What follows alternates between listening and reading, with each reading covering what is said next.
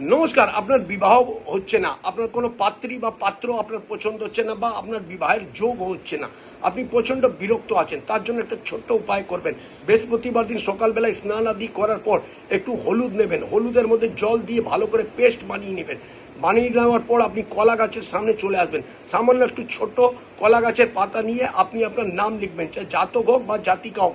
নাম লেখার পর গাছের গোড়াতে একটু মাটি সরিয়ে ওখানে মাটির ওই পাতাটা রেখে মাটি দিয়ে ভালো করে ঢেকে দিয়ে মনস্কামনা বলে আপনি আপনার বাড়িতে চলে যাবেন। পর পর 3 সপ্তাহ যদি করেন, আপনার অতি অবশ্যই আপনার বিবাহের যোগ লাগবেই লাগবে।